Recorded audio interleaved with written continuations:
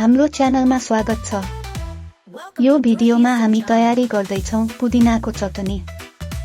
यो चटनी तपाईले इडली, डोसा, चपाती, मसला भात वा सामान्य चामलसँग पनि खान सक्नुहुन्छ। अब आवश्यक सामग्रीहरू हेरौं।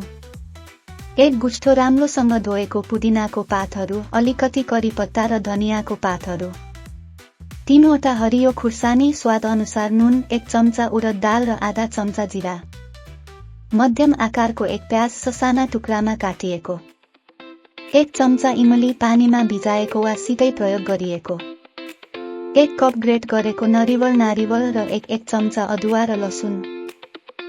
तयारी विधि। 1 कडाहीमा 1 चम्चा तेल राख्नुहोस्।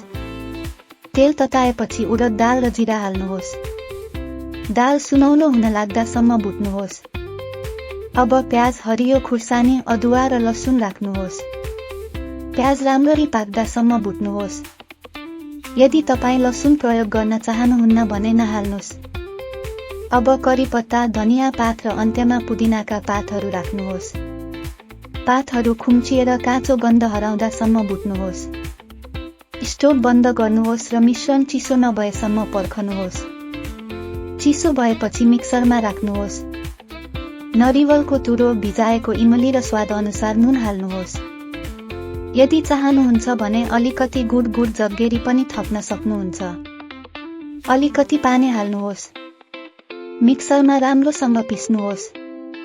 धेरै पानी हाल्नु हुँदैन, यो न धेरै पातलो न धेरै बाक्लो हुनुपर्छ। अब तपाईको पुदिनाको चटनी तयार भयो। तपाईले तड्का हालेर नास्ता वा भोजनसँग स्वाद लिन सक्नुहुन्छ। यो चटनी 2-3 दिनसम्म फ्रिजमा राख्न सकिन्छ। यदि तपाई तड्का कसरी बनाउने थाहा पाउन चाहनुहुन्छ भने कमेन्ट गर्नुहोस्। कृपया लाइक गर्नुहोस्, शेयर गर्नुहोस् र सब्स्क्राइब गर्न नबिर्सनुहोस्। धन्यवाद।